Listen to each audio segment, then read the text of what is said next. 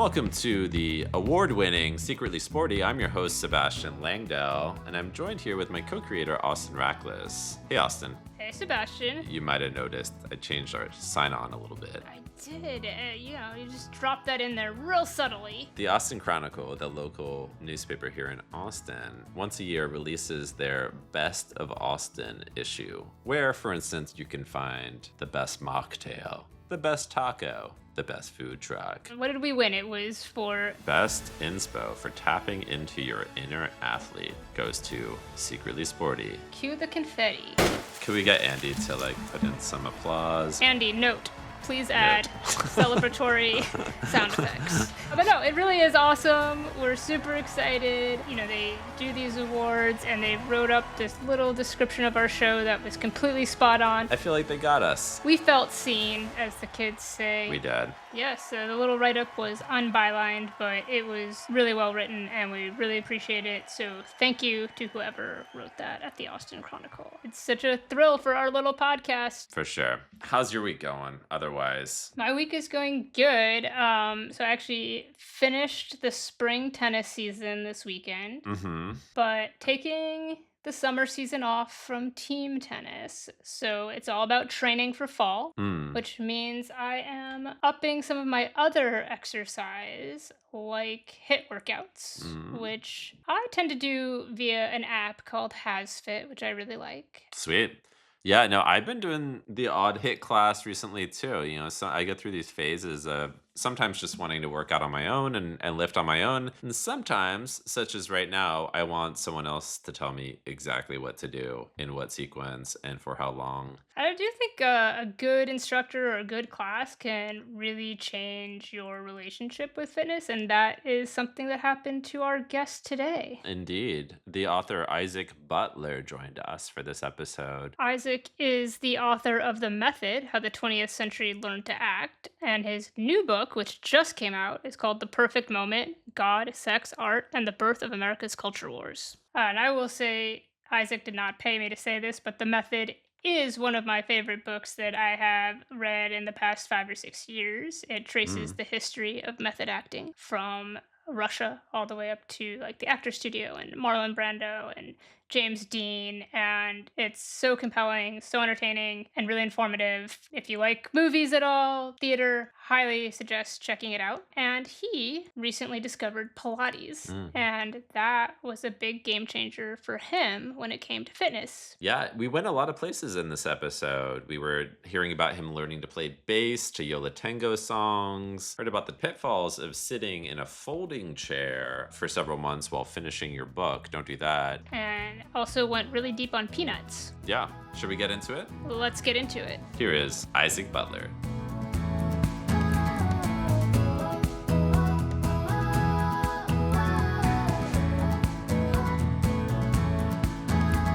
Isaac, thank you so much for being here. It's great to have you with us today. It's awesome to be here. We'd like to start by asking about your most recent workout. So let us know, what did you do? How'd it go? Well, I had a Pilates class on Sunday. I normally try to work out more frequently than that, but we had a substitute teacher who was, I'm told, more of a Los Angeles style Pilates instructor. I'd never heard that term before, but one of the other students who was complaining about the class said that, which means that it's a little bit more into the, hard.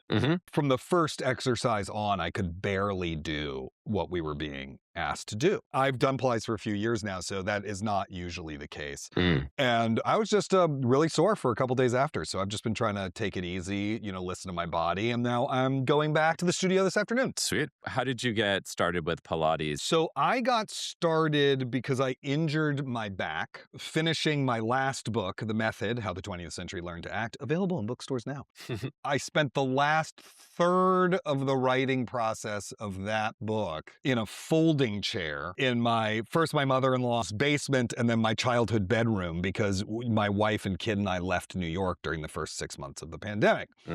It turns out that sitting in a folding chair hunched over a document or a computer for a very long time is fucking terrible for your back. Yeah, makes sense. I injured it enough that I actually needed physical therapy. And then when that was over, I had a doctor's appointment and I'm an Ashkenazi Jew, and so I have high cholesterol cholesterol or borderline high cholesterol and all that sort of stuff.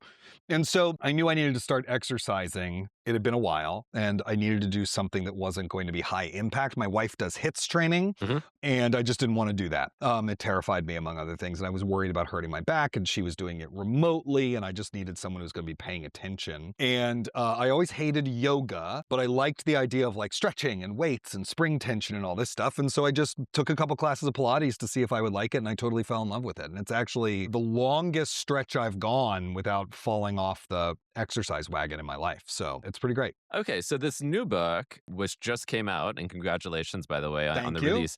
It sounds like it was entirely written during this new phase Yeah. of exercise, right? And turning to Mhm. Pilates.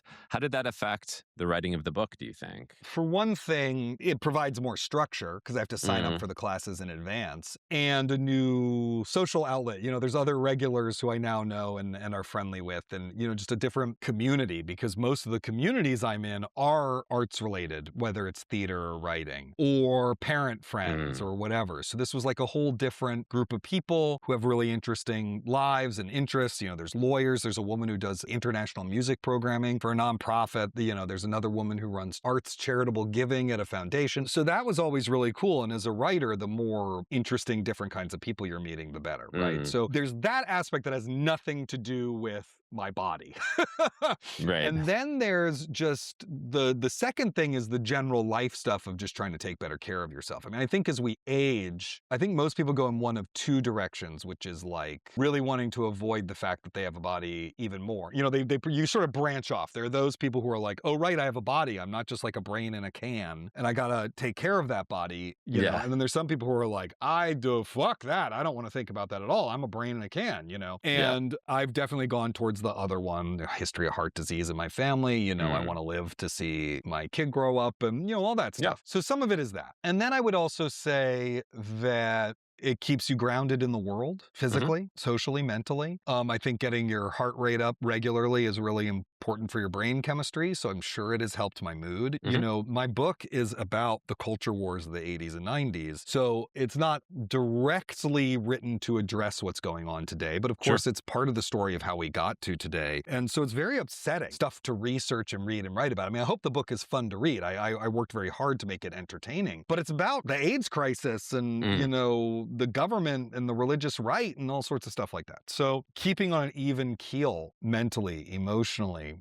that kind of Right. focus, not getting too discouraged, all that stuff, that was really important. And I think working out's a really important part of that. Absolutely. I mean, you need to take care of yourself as a I writer. mean, you don't have to, like there are plenty of great Right. writers who didn't, You have the uh, option but you have not the to. option to, but that's just not who I am. What's your ideal workout week? My ideal workout week is 3 Pilates classes and 2 runs on the elliptical machine. So 5 Mhm. times a week I'm working out. I actually think maybe ideally I'd love to do 6, maybe alternating whether it's 1 more Pilates class or 1 more run on the elliptical machine. What is your schedule like, in terms of when do you work out? When do you write? If I don't have a Pilates class that I'm working out, I want to do it as soon as possible. Mhm. So as soon as my wife leaves to take the kid to school or I come back from taking my kid to school, I want to get on that elliptical machine and get going because I get so wrapped up in whatever else I'm doing during the day that kind of takes care of things. It's really hard for me to be writing and be like, you know what, I'm just going to hop on the elliptical machine. That just doesn't work for me. So there's a few things that are not work related that are more life habit related or skill development related.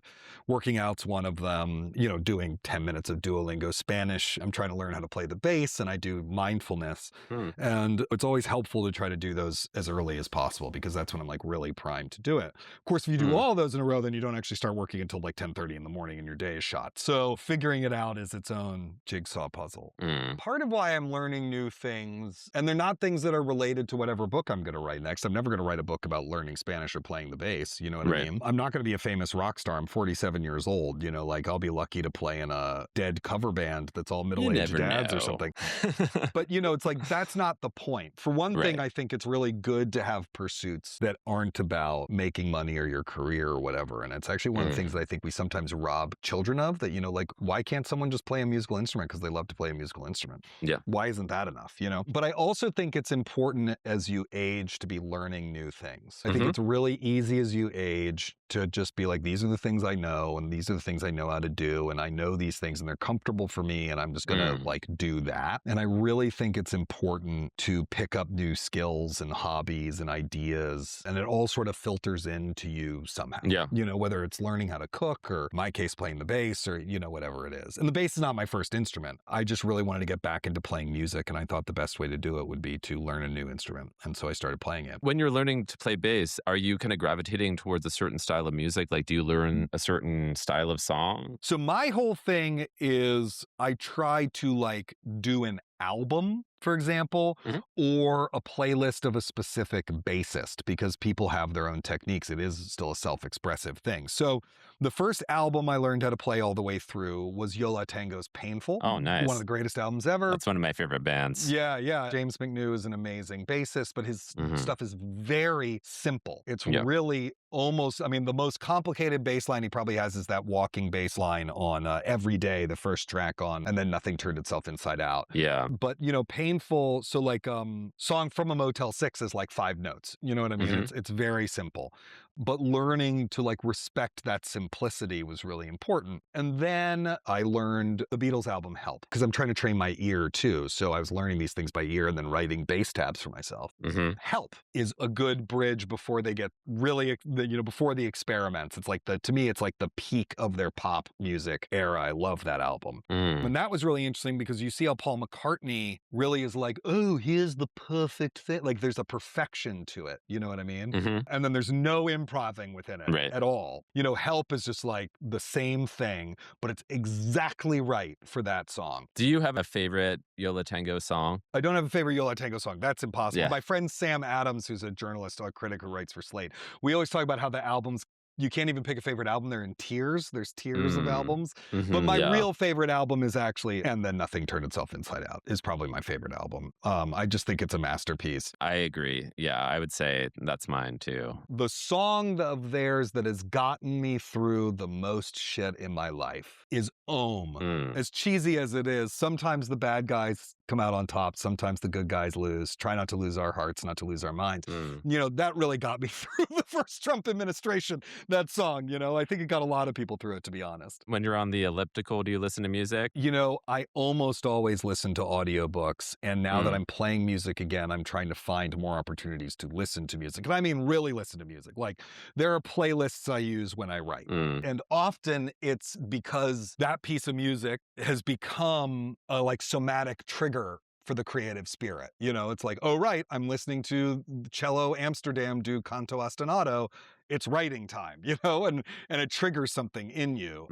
Yeah. But I can't listen to something new. I can't listen to a jazz. I can't listen to like a frenetic bebop song or something that's Yeah. going atonal. It's just like I need something that's going to put me in a zone. In terms of audiobooks, when you're listening to those while working out, is it mostly for research or pleasure or both? It's almost always for pleasure. Sometimes it'll be the pleasurable end of research, because I think we think about research too narrowly.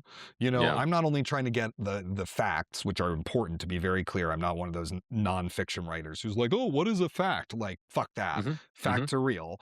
But I do also want to get into the spiritual world, right? So it might be a memoir by someone who's not going to be in the book, but knew the characters in the book, or it might be a novel from the period, just to feel like, well, what is going on? You know, a lot of, as I said, a lot of my books about the AIDS crisis. So like, what's an AIDS crisis novel that I haven't read? I've read a lot of them, but what's an AIDS crisis novel from that period, or an important work of gay literature, or, you know, whatever it is. But then also, I do think it's really important to read diversely and to read for pleasure. So sometimes it's that, you know, I belong to a sci-fi fantasy book club, and almost always those books are almost always on audio. I also love a celebrity memoir read by the writer. That is nice. Fame Sick, Lena Dunham's memoir read by Lena Dunham is really wonderful, you know, stuff like that. like that. In this new book, you're writing about the culture wars of the 80s and 90s. Music comes into that. Did I see Two Live Crew is Two featured? Live Crew is mentioned. There Yeah, is a section on Two Live Crew, and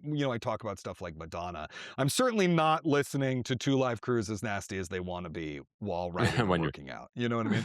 I mean, I right. did re-listen to it. Spotify's an evil company, but one benefit of it is that you can, have all this stuff at your fingertips. I did re-listen to Me So Horny at one point just to remember kind of what that experience was like. But actually, what's more important to the book is how it was covered. So it's like digging up Right. like a 60 Minutes thing on Two Live Crew, or, when the Today Show was talking about the ban in Florida, how were people talking about it? That's almost as Mm, important as the work itself. absolutely. But yeah, unfortunately there's no culture war thing about music in the 80s that I really want to be listening to. There Mm, was no the religious right did not come after Life's Rich Pageant. right. They did not Yeah, come after Tribe Called Quest. They right. came after Two Live Crew.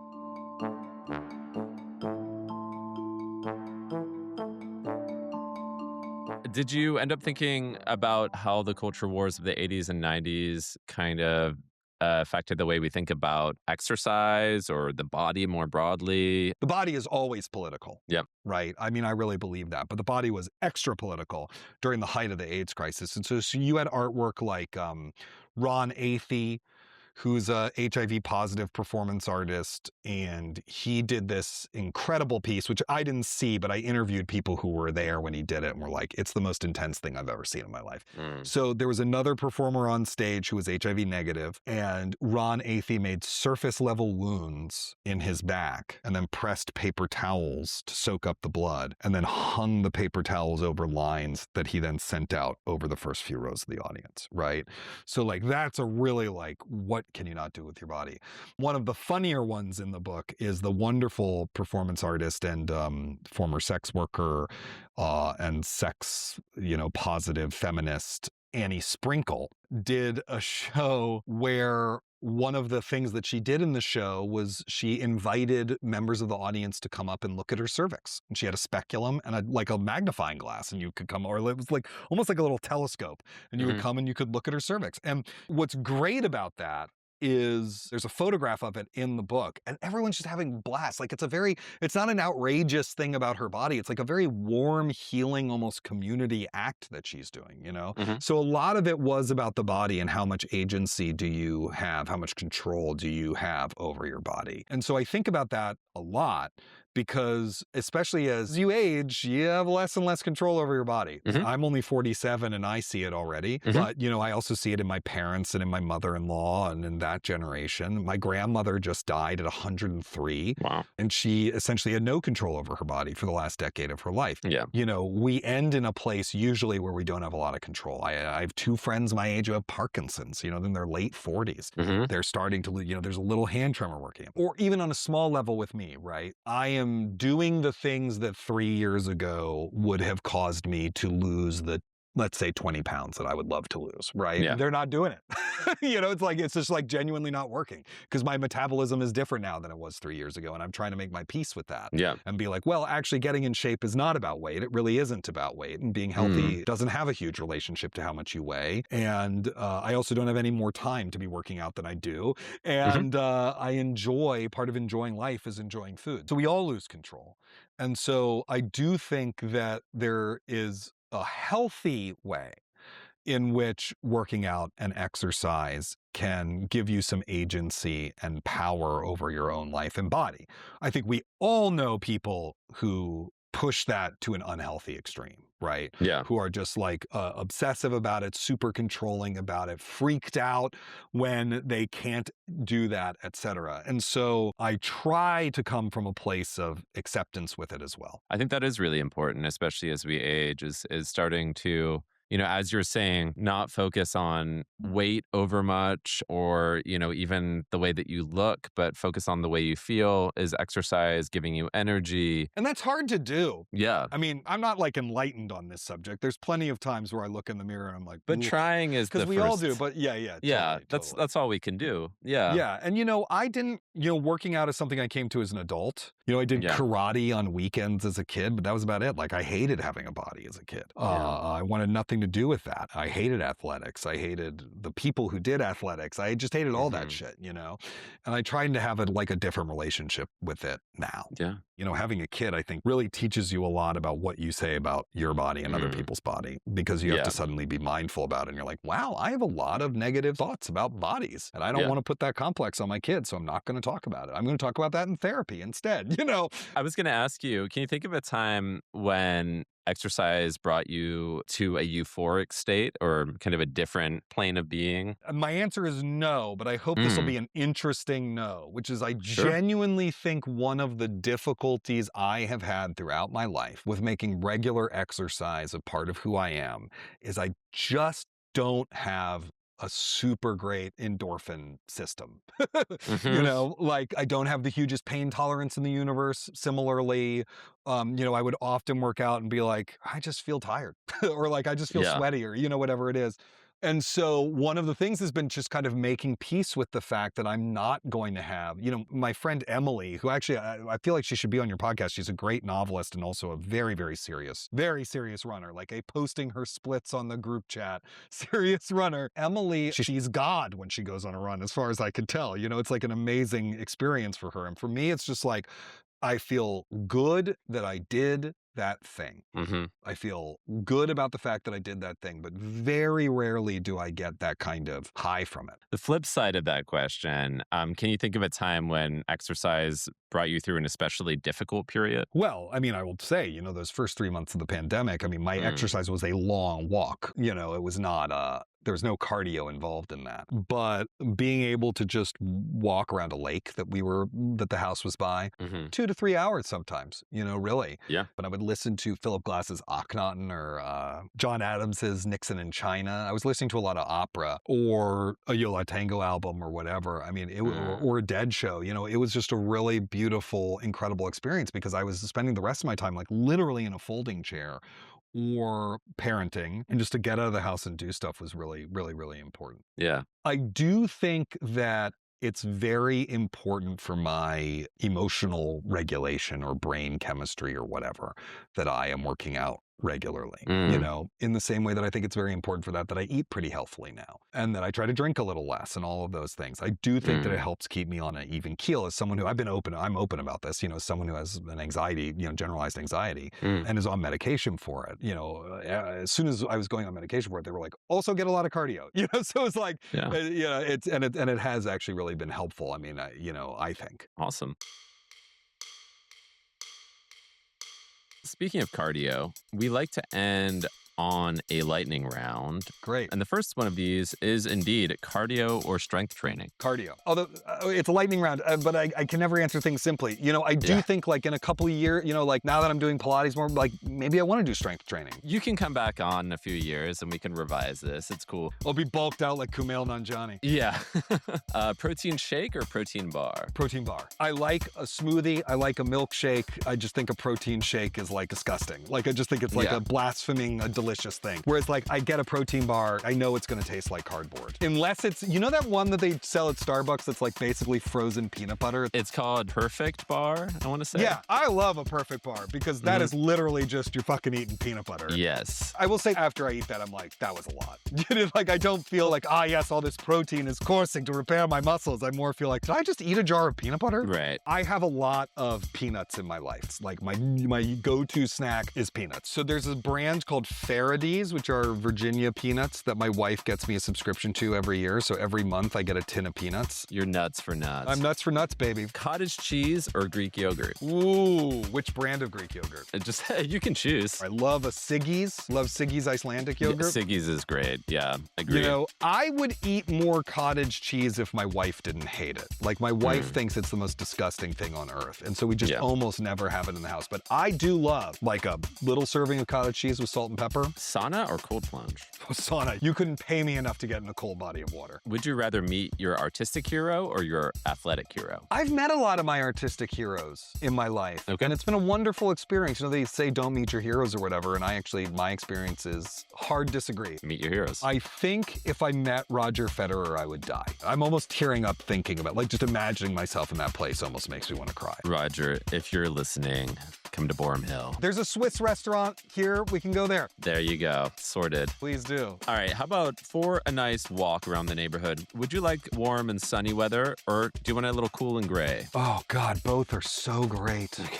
Oh, that's a really, really tough decision. Both and. Yeah, I'm all about abundance. Last question. Peanut butter on a date or a banana? Ooh, these are hard questions. Your lightning round is really tough. It's really tough. It's like being like Janet Malcolm or John McPhee. I'm going to say a banana because the median dried date is superior at this point to the median like supermarket banana. So it doesn't need the peanut butter the way that like you can really solve a lot of banana problems by putting some peanut butter on it. Isaac, it has been such a pleasure. Thank you for joining us today. This was great. I'm going to go listen to some Yo La Tengo and eat some peanuts. Please do. Please do.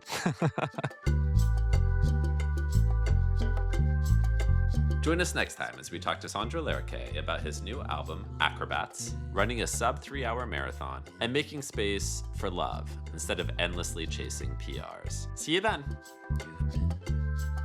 So quiet, babe, you know,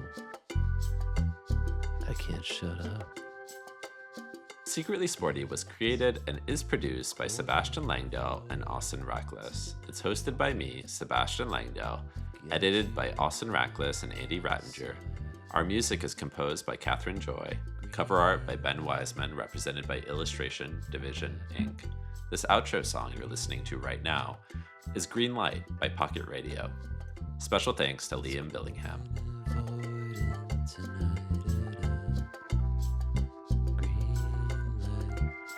Please note that we are not medical professionals nor personal trainers. Not all exercises are suitable for everyone. Always consult a doctor before starting any new exercise routine or nutritional program. The views expressed in this show are those of the show's creators or the guests, and not those of any other entity or institution. Green